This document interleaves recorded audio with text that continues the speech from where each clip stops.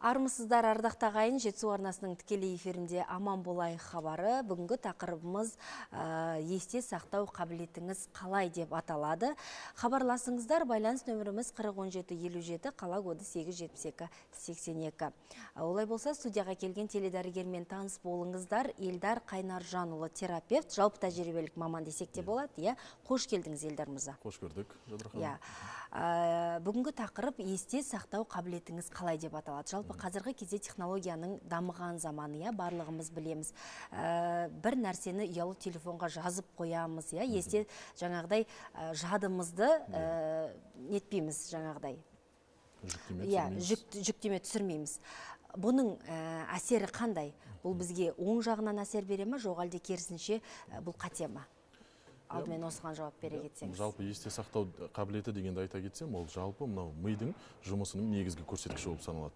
Яғни есте сақтау дегеніміз келген ақпаратты қабылдау, оны өңдеу және де бекіту болып табылады. Мына қазіргі таңда енді осы технологиялардың дамыған заманында компьютерлер болсын, ұялы телефондар болсын, осы құрылғылардың әсері оның екі жақтық деп қараймыз. Яғни пайдалы әсері де бар, зиян әсері де бар. Енді зиянды әсеріне айта кететін болсақ, ол жаңағы сіз айтпақшы жүктеменің аз болуы. Ол біз көптеген ақпараттарды осы телефонда бар ғой, телефонға жазып қойдым деген секілді, оны біз бекітпейміз ойда. Оны тек ақпаратты қабылдаймыз, тек оны қай жерден іздейтінімізді білеміз, бірақ оны біз ойда, жадта бекітпейміз. Яғни бұл жадқа жүктеме жоқ болғандықтан, кішкене оның да жұмысы уже әлсірей бастайды. Ал оң жақтарын айта кететін болсақ, ол келген ақпаратты мысалға қабылдағаннан кейін оны бірінші өзің ой түйсігінен өткізіп, содан кейін ғана сақтап қойсақ болады. Және де кейбір жаңағы миға қажетсіз ақпараттарды, артық ақпараттарды сол телефонда сақтап, миға жүктемені азайту, одан кейін жаңағы күнтізбе бойынша және де жоспарлап, өзімнің жұмысымызды жоспарлап, осы телефонға жазып қойып пайдалансақ та болады. Бұлай айтқанда телефонның зиян әсері жоқ, оны тек біздің қалай пайдаланатынымыз маңызды.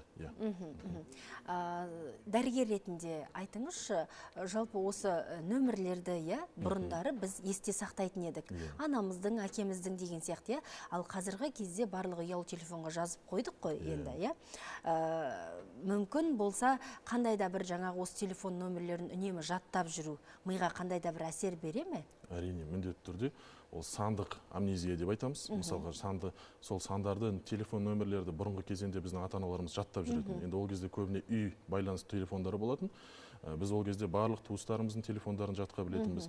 Ол, мынау айтып өтсек, Альцгеймер, деменция деген секілді аурулардың алдын алуға көмектеседі. Себебі ми каждый раз оны ойланады, әр осы ақпарат өзіне қажет болған кезде ойланады, еске түсіреді, соның әсерінен, жүктеменің әсерінен оның бәрі мида қайталанады, сараланады, жұмыс жасалады. Ал қазіргі таңда енді көп ақпарат телефонда сақталады, ол енді жаңағыдай айтқанда жүктеме аз болады. Қазіргі таңда телефон нөмірінің орнына, енді мен дәрігер ретінде айтсам, біз күнделікті қабылдауға науқастар келеді, солардан сұрап жатамыз, ЖСН нөмірі деп айтамыз ғой. Сол ЖСН нөмірін есте сақтаудың өзі негізі ми үшін үлкен жаттығу. Кәдімгідей септігін тигізеді. Бірақ оны жаттамайтын адамдар қаншама? Көп науқастар мысалға соның нөмірін сұрасаң, соны да телефоннан қарап жатады. Ал сол ЖСН нөмірді жатқа біліп, сондай әр сұраған кезде айтып отыратын болса, ол ми үшін үлкен жаттығу. Қандай да бір көмегін тигізіп отырады. Ал енді айтыңызшы, жалпы ұмытшақтық деген бұрындары көбінесе үлкен кісілерде кездесетін. Біз тіпті жиі естімейтін едік. Жаңа өзіңіз айтқандай Альцгеймер, Паркинсон деген ауруларды. Ал қазіргі кезде бұл жастар арасында тіпті жаңағыдай осы 50-ден асқан жаңағы адамдарда көп кездесіп жатыр. Бұның себебі неде деп ойлайсыз? Енді бұның ең бірінші негізгі себебі осы ғаламтор желісінің, әлеуметтік желінің дамуы. Осы және жасанды интеллект деп айтамыз. Осы желілердің дамуының әсерінен қазіргі таңда бізде ақпарат көп. Бірақ ол ақпарат қажеттісі де бар, қажетсізі де бар. Былай айтқанда бізде қазір біз есте сақтамаймыз, біз назар аударған нәрсені ғана есте сақтаймыз. Ақпарат көп болғаннан кейін біз оны тек көзбен тез қарап өтеміз, бір шолып өтеміз, а ол зейін қоймаймыз. Зейін қоймағандықтан ол есте сақтау болмайды. Ол сол үшін ұмытшақтыққа алып келеді көбіне.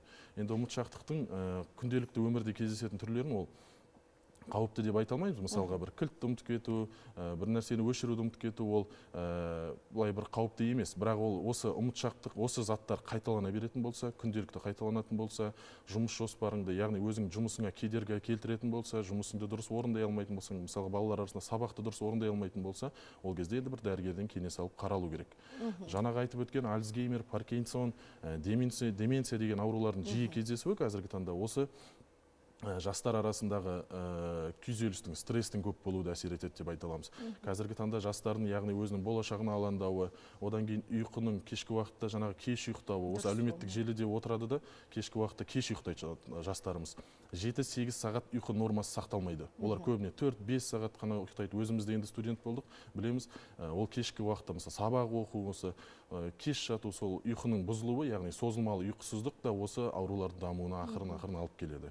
Есте сақтау қабілетінің нашарлауының бірден бір себебі бұны ұйқысыздық деп алсақ болады, иә. Аз ұйықтаған немесе тым көп ұйықтаған бұл есте сақтау қабілетіне тікелей әсер етеді ғой. Адам 8 сағат ұйықтау керек жаңағыдай, иә. Балаларға қалай әсер етеді? Бар ма бұның әсері? Мысалы, үнемі сағат жай жатып, сағат 2-лерде, иә, таңертеңгісін сабаққа кетіп қалатын, тіпті балаларда да қазір кездесіп жатыр ғой, ұмытып қалады, иә. Бір затын ұмытып кету, мектепке ұмытып кету жаңағыдай, иә. Ол балалар арасында осы ұйқының нормасының сақталмауы, яғни ол олардың жаңағы зейінінің төмендеуіне алып келеді. Яғни мектеп жасындағы балаларда сіз өзі мұғалімдер де байқап жатады.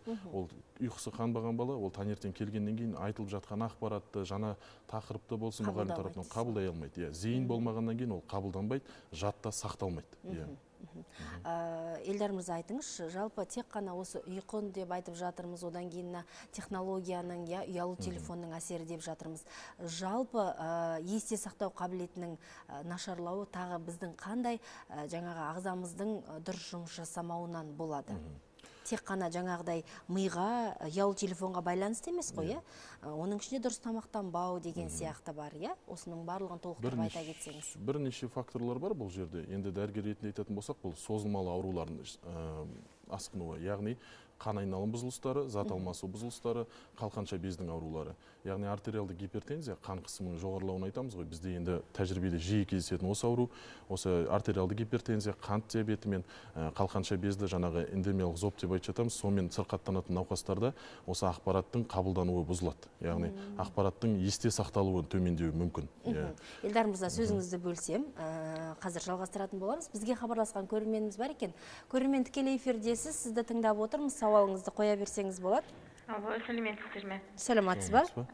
Мен қояйын деген сұрағым осы жүйке жүйесінің, естің жадыға қатысты қазір аурулар көбейіп жатқан сияқты. Бұрын мысалы Паркинсон, Альцгеймер деген ауруларды тек қана кинодан көретінбіз, басқа бір анау заманда сондай біреу ауыртты деп еститінбіз, ал қазір қарасақ таныстардың мамалары 50-ден енді асқан, біреу Паркинсонға шалдығыпты деп біресе, бір мұғалім Альцгеймер боқапты дегенді естіп жатамыз. Оның бәрі неге байланысты дамып жатыр, және осы 30-дан асқан жас буын болашақта сол ауруларға шалдықпау үшін қалай алдын алсақ болады? Енді оны алдын алудың түрі бар ма, или ол генетикалық ауытқу ма? Және жай ғана ұмытшақтық, күнделікті бір нәрсе істеп жүріп, не істеу керек екен ұмытып қаламыз. Оның бәрі тревожный звонок па? Или ол аурудың симптомдары басқа, біздікі жай ұмытшақтық па? Екеуінің ара жігін ажырата білсек, мысалы, сап-сау адам дейік, тіпті өзіміз күнделікті мысалы ұялы телефонымыздың қайда қалғанын, не болмаса басқа да киімдеріміздің қайда қалғанын ұмытып жатамыз, айырмашылығы бар ма? Жоқ, айырмашылығы бар, әрине жаңа айтып өткендей, оның қауіпті кезеңдері бар, қарапайым ұмыту. Қай кезде дабыл қағуымыз керек? Негізгі кезеңдері ол жаңа айтып өткендей, егер жұмыс жоспарсыз жүретін болса, осы ұмытып жатқан сәттеріміз қайта-қайта қайталанатын болса күнделікті, және де өз жұмысымызға кедергі келтірсе, сабақ орындауға кедергі келтіретін болса, осы сәттерде дабыл қағып дәрігерге қарауымыз керек. Міндетті түрде. Егер алдын алатын болсақ, оның ауруды ерте анықтап емдеуге септігін тигізеді, және де өмір сапасын арттыруға септігін тигізеді, және де ерте қартаюдың алдын аламыз жаңағы. Енді Альцгеймер деп жатқанымыз ол бірден бір жаңағы ерте қартаю, ұмытшақтық, науқастар өз атын, өз туыстарының атын ұмыта бастайды. Соны айтамыз. Ол жаңағы бұған қазіргі таңдағы жиі кездесуінің бірден бір себебі жасанды интеллект деп айтсам болады. Қазіргі таңда енді студенттер, оқушылар осы жасанды интеллект арқылы үй тапсырмаларын сонымен орындайды. Ол ми ешқандай ойланбайды. Бұрын мида бар бұрынғы ақпараттарды түк қолданбайды. Енді ақпарат ол қолданылмағаннан кейін ол мида жадта өшіріледі біртіндеп. Сол үшін қазіргі таңда көбіне сол кітап оқу керек. Және де бір қабылдаған затты белгілі бір ассоциация жасап есте сақтау керек. Бір белгілі бір сандармен, оқиғалармен ассоциация жасап, байланыстыру арқылы есте сақтауға болады. Және де бір тыныштықта оқу. Яғни, егер кітап оқитын болсаңыз, немесе телефоннан да кітап оқуға, қазір электронды кітаптар бар, оқуға болады, бірақ хабарламаларды өшіріп қою керек. Яғни, ешқандай кедергі жасалмау керек. Қазір біз телефонды оқып жатқан кезде жоғары жағынан бір хабарлама келеді, ой бөлінеді, зейін бөлінеді. Ол ақпарат ол уже есте қалмайды, жадта сақталмайды. Ол тек бетке өтеді, бекітілмейді. Яғни қабылдаймыз, бірақ ол жадта бекітілмейді. Сол үшін көбіне енді сол жаңағы айтып өткен кеңестерге орындау керек. Елдар мырза, рахмет. Жаңағы сауалымызды жалғастырсақ, тағы басқа қандай ағзамызды жаңағы жұмысы нашарлап жатса, осы есте сақтау қабілетіне әсер етеді? Енді жаңағы айтып өткен созылмалы аурулар сол тікелей әсер етеді есте сақтау қабілетіне. Осы созылмалы аурулардың, яғни ол мен атап өткен жаңа қант диабеті, артериалды гипертензия секілді олардың өзінің базистік емдері бар. Яғни сол емдерді ұстанып, ол ауруларды ремиссия күйінде ұстау керек. Яғни қалыпты кезеңде нормада ұстап тұру керек. Ол нормада ұстау үшін күнделікті уақытылы жаңа дәрі-дәрмек қабылдау арқылы соларды ретке келтіріп, біз жаңағы қосымша болатын жанама әсерлерін алдын аламыз. Ол жанама әсерлерінің бірі осы есте сақтау қабілетінің төмендеуі. Енді мынадай сұрағым келіп отыр. Жалпы кез келген бір жеріміз ауырса, бірден біз дәрігерге жүгінеміз, не болмаса дәрі ішеміз.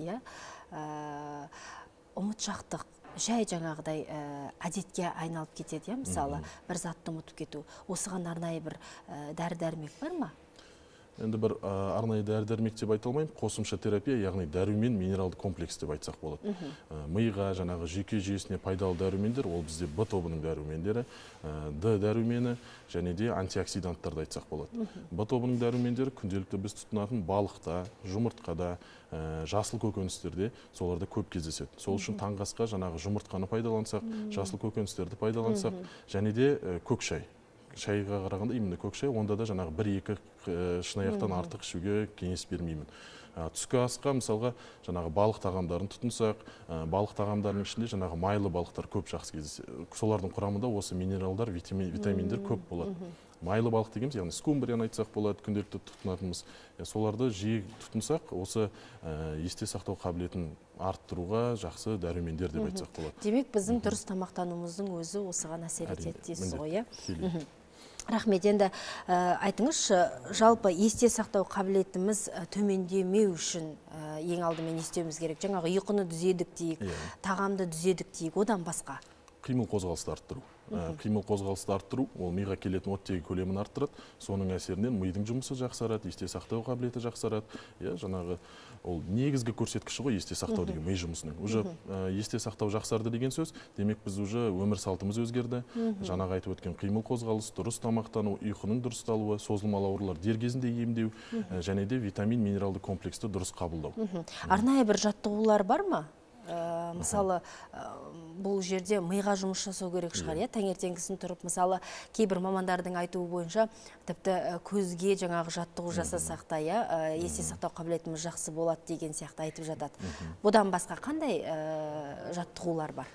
Енді сол жаттығулар жаңағы қарапайым мысалы айтып өткен ЖСН номер. Мысалға, өзіңнен бөлек үйдегілердің де туыстарың, балаңның, ата-анаңның ЖСН номерлерін жаттау арқылы миды жаттықтыра аламыз, жүктеме түсіре аламыз. Одан бөлек жаңағы өлең жаттау, өлең сөздерін жаттау, соны таңертең қайталау күнделікті. Сосын ұйықтар алдында да телефонды өшіріп, бірден ұйқыға кетпей, бір 15-20 минут жатып, осы күндіз болған заттарды қайта еске түсіру. Соларды қайталау да осы ми жұмысына жүктеме түсіреді. Соның әсерінен осы жаттықтыра аламыз деп айта аламын. Мысалға, ол есте сақтау қабілеті, ол туа біткен қабілет емес, ол күнделікті жасалатын әдеттердің әсерінен қалыптасатын дағды деп айтсақ болады. Елдар мырза, жаңа біздің көрерменіміз хабарласқанда айта кетті, бұл генетикалық жаңағы тұқым қуалай ма деп айтып жатыр, осы жөнінен не айтасыз? Одан кейін жалпы енді Альцгеймер ауруының мысалы алдын алуға бола ма? Мысалы тұқымда бар дейік, бірақ соған жаңа алдын ала жұмыс жасасақ, не болмаса оның мысалы емі қандай?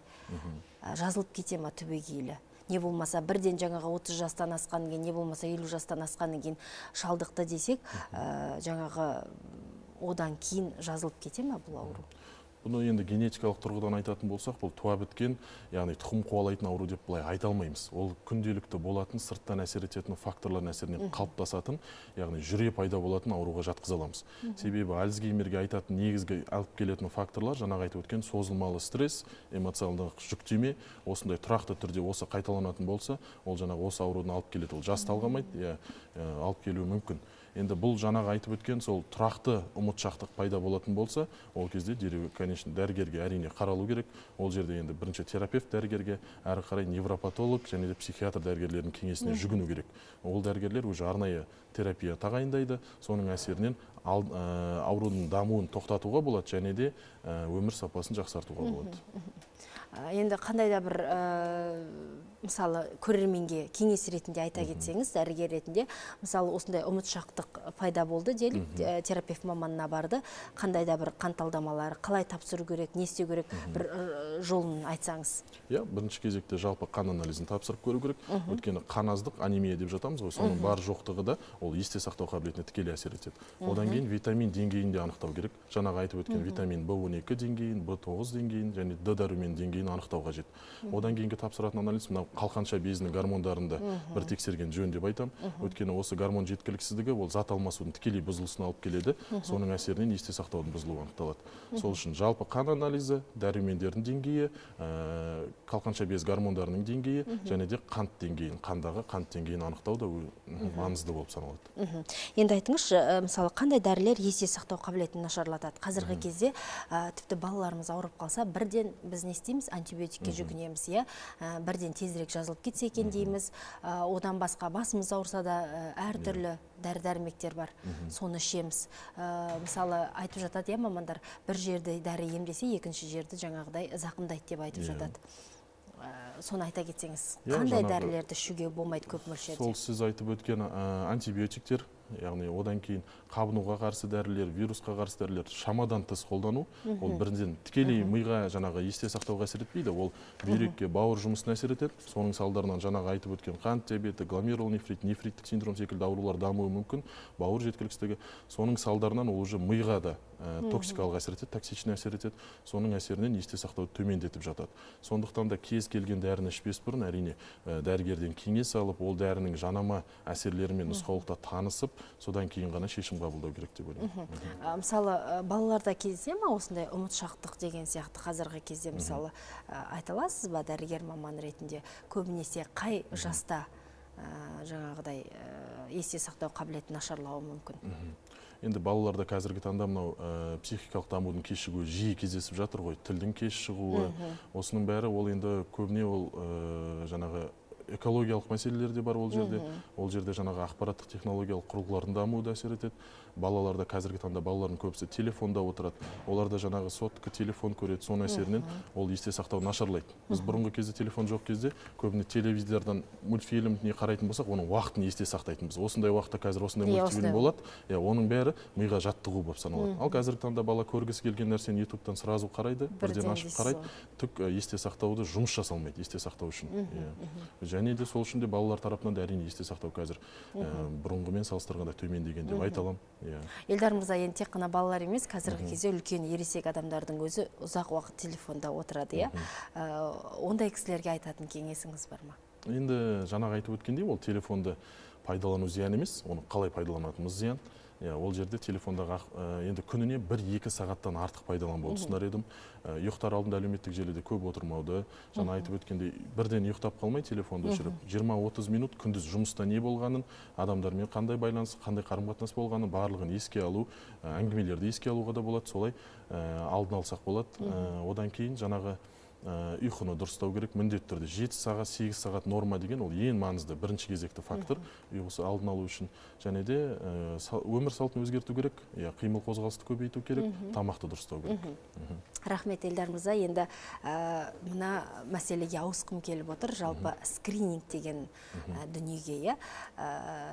Жалпы қазіргі кезде дәрігерлер арнайы жаңа қоңырау шалып шақырып жатады, иә, осындай жаңағы жаста өтуіңіз керек деген сияқты. Толығымен айта кетсеңіз, қай кезден басталады, қай жастан бастап скрининг өтуіміз керек деген сияқты. Енді скринингті біз негізінен осы яғни емхана жүйесінде осы 4 негізгі ауруға анықтаймыз. Ол қан, жүрек қан тамыр жүйесінің аурулары, оның ішінде артериалды гипертензия, қант диабеті, глаукоманы кіргіземіз. Жатыр мойнының қатерлі ісігі әйел адамдарда міндетті түрде өту керек, сүт безінің қатерлі ісігі және де тік ішектің қатерлі ісігін айтсақ болады. Осы 4 ауруға негізінен скринингті өткіземіз. Бұл қай жастан басталады? Жаңағы БСК деп айтамыз, яғни қан тамыр жүйесінің аурулары 30 жастан басталады. Жатыр мойнының қатерлі ісігіне әйелдерден 30 жастан, сүт безінің қатерлі ісігіне 40 жастан және колоректалды рак, яғни тік ішектің ракына жаңағы 40 жастан бастап шақыртылады науқастарға. Ол өткені сол жастан асқаннан кейін жиі кездесу мүмкіндігі жоғары болғандықтан науқастарды алдын ала шақыртуларға шақырылып, арнайы скринингтік сынамалардан, аспаптық зерттеулерден өтетін болады. Рахмет, Эльдар мырза, бізге хабарласқан тағы бір көрерменіміз бар екен. Көрермен тікелей эфирдесіз, тыңдап отырмыз сізді. Сәлеметсіздер ме? Сәлематсыз ба? Қазір енді интернеттің заманы ғой, биылғы жылда мысалы жасанды интеллект жылы, цифрлық технология жылы деп жатыр. Әрине оның тиімді тұстары да бар. Бірақ та қазір мысалы итак өзіміздің есте сақтау қабілетіміз төмен балаларымызда, сол балаларымыздың өзі қазір ойлаудан қалады да, өйткені барлығын телефоннан қарайды, миымыз жұмыс жасамайды деген секілді. Бірақ қазір соны кейбір компаниялар, жаңағы бат дейді ғой, сол есте сақтау қабілетін жақсартатын әртүрлі жаңағы витаминдерді шығарып жатыр. Солар шынымен де көмектесе ме? Қалай ойлайсыздар? Мысалы бір компанияның атын ұмытып қалдым. Мысалы память плюс деген бар, мозговой кальций деп жатады, йод ішіңдер деп жатады. Жаңағы есте сақтау қабілетті жақсарту үшін. Рахмет сауалыңызға, көрермен. Түсінікті. Енді бұл жаңағы айтып өткен БАДы деп айтады ғой, яғни биологиялық активті белсенді зат, яғни қоспалар бұлар. Бұларды енді мен пайдасы ретінде былай айтсам болады, бұл заттар негізінен стимуляторлар. Бұл сол препаратты, сол қоспаны қолданған кезіңде, сол сәтте сенде жақсару болады, действительно. Ол көмектеседі. Кейбіреуі мысалға жаңағы есте сақтауға әсер етеді, кейбіреулер салмақ тастауға, кейбіреуі жаңа әлсіздікті басуға алып келеді. Ол сол қоспаны ішкен сәтте ғана күшейтеді. Себебі олардың негізгі құрамындағы заттар олар стимуляторлар. Ағза сол сәтте күштемемен жұмыс жасайды. Қалай сен жаңағы қоспаны или дәрілік затты ішуді тоқтатасың, ол сол бұрынғы қалыпқа келеді. Қайтадан қалыпқа келеді. Ол бұрынғы қалыпқа келгенде сен жаңағы уақытша болсын жаңағы жақсы жұмыс жасады ғой, ми жақсы жұмыс жасады, әлсіздік кетті. Ананы ішіп қойғаннан кейін сразу қайтадан қалыпқа келесің, сен как будто бір әлсіреген секілді сезінесің. Содан кейін жаңағы заттарға, қоспаларға тәуелділік пайда болуы мүмкін деп айтамын. Сондықтан енді БАД дегендеріміз, яғни биологиялық активті қоспалар, олардың негізгі дәлелденген базасы жоқ. Сондықтан ол заттарға көп сенбеуге, жаңағыдай көп енді үміт артпауға шақырам. Одан да кәдімгі табиғи жолмен есте сақтауды дамытуға, қалыпқа келтіруге тырысу керек. Ал оның жаңағыдай қандай да бір жаңағы БАДтардың біздің ағзамызға әсері бар ма? Зиянды тұстарын айтсақ. Зиянды тұстары жаңағы айтып өткендей, ол күштемемен жұмыс жасайды организм. Мысалы, кейбір кісілер салмақ тастау үшін қабылдап жатады ғой БАДты. Ол қалыпты емес, яғни физиологиялық емес, қосымша жүктемемен әсер етеді. Қосымша жүктеме болғандықтан қосымша ағзаларға да салмақ түсуі мүмкін. Яғни бүйрекке салмақ түсуі мүмкін, ұйқы безінің жұмысы өзгеруі мүмкін, зат алмасы өзгеруі мүмкін. Сондықтан да оны былай жалпылама енді допинг деп те айтсақ болады. Сол ішкен моментте стимулятордың әсерінен жақсы жұмыс жасаймыз, көрсеткіш береді, нәтиже береді ол міндетті түрде, бірақ қалай тоқтатамыз, ол нашарлауы мүмкін. Дәрігер мамандар жаңағыдай қосымша осы дәрумендерді ішуге кеңес бере ме? Әрине, міндетті түрде. Жаңағы айтып өткен дәрумендер, Б тобының, Д дәрумені, қазіргі осы қысқы, күзгі кезеңдерде Д тобының дәрумендерін міндетті түрде кеңес береміз ішуге, оның ішінде балаларға да міндетті түрде. Ол Д тобының дәрумендері жүйке жүйесіндегі зат алмасуды жақсартады. Зейіннің ашылуына, балалардың әлсіздіктің кетуіне, және де жиі мынау қазіргі инфекциялық кезеңде осы жиі жұқпа инфекциялардың жұқтырудың алдын алуға көптігін тигізеді, себебін тигізеді, яғни иммунитетті көтереді. Сол үшін біз дәрумендерді міндетті түрде кеңес береміз қосымша. Түсінікті. Енді Эльдар мырза, жаңа скрининг мәселесіне қайта оралсақ, балаларда қалай өткізе аламыз ба біз балаларды да? Балаларды да ол ерте жастан уже шақырылады. Бір айдан бастап балаларда жаңа скринингтік тексерулер басталады. Ол жерде невропатолог және хирург маманның тексеруі, аудиоскринингтар және де мына жамбас буынының дисплазиясын ерте анықтау. Осы салада да скринингке шақырылады балалар. Оның барлығы күнтізбеге, яғни приказға, бұйрыққа сәйкес министрліктің скрининг өткеру балалар шақырылып отырады уақытылы. Не себепті қазіргі кезде мысалы скринингқа шақырса, мысалы көп адамдар бас тартып жатады, иә? Көрерменге айтсаңыз, скринингтің қаншалықты маңыздылығын, иә? Кеңес ретінде өзіңіз көрерменге айтсаңыз болады. Ол барлығы, мысалға, жаңағы осы скринингтік бұйрық пайда болған кезде, оның барлығы арнайы тексерулерден өтіп, осы аурулардың алдын алуға болатындығы дәлелденген. Сол үшін науқастарға осы айтып өткен аурулардың алдын алу үшін скрининг тексерулерден өту өте маңызды екенін айтқым келеді. Ол айтылған шақыруларға байланысты келіп, міндетті түрде өтіп, ол скринингке қазір поликлиникаларда арнайы скрининг кабинеттері, скрининг медсестралар жұмыс жасайды. Олар деген жаңағы көп адам менімше кезектен қорқады деп ойлаймын. Ол мемлекеттік емханаға барсақ, қазір кезек көп, мен көп тұрып қалам деп ойлайды. Жоқ, олай емес. Қазіргі таңда оның барлығы бөлек қызметке ауысты, бөлек служба.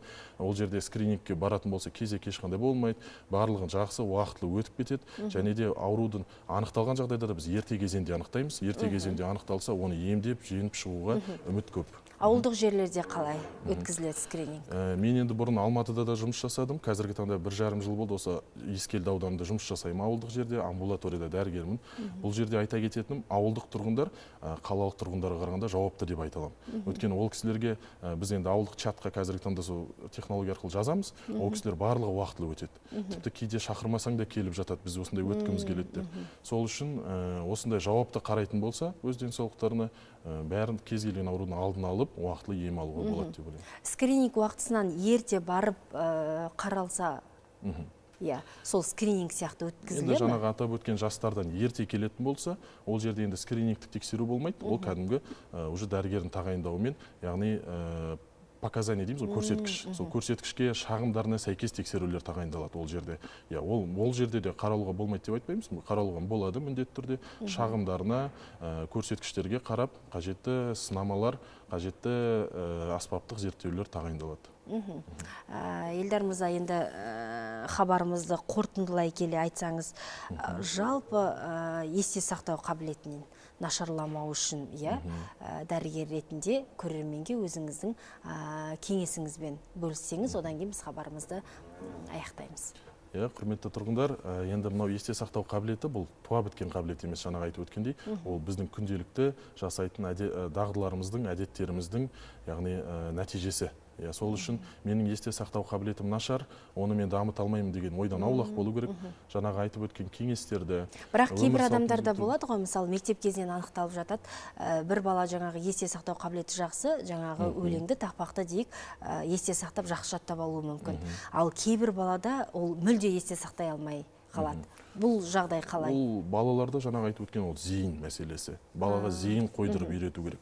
Ешқандай бір алаңдататын мәселелер болмау керек. Үйде тыныштық болу керек, ұйқының дұрыстығы болу керек, және де телефоннан аулақ болу керек. Яғни бала кітап оқитын кезде, үйге берген тапсырманы орындайтын кезде ол телефон алыс болу керек. Бала көбіне тыныштықта, тыныштық жағдайында өзі еш ойының алаңдауынсыз, бөлінуінсіз сол ақпаратты қабылдауы қажет. Сол кезде ол қарапайым қабылдай алады деп ойлаймын ақпаратты. Түсінікті. Елдар мырза, рахмет сізге уақыт бөліп келгеніңізге, көрерменге пайдалы ақпарат болды деп ойлаймын. Қымбатты көрермендер, осымен біздің хабарымыз аяқталды. Мен өздеріңізбен келер аптаға дейін қоштасамын. Аман болайық.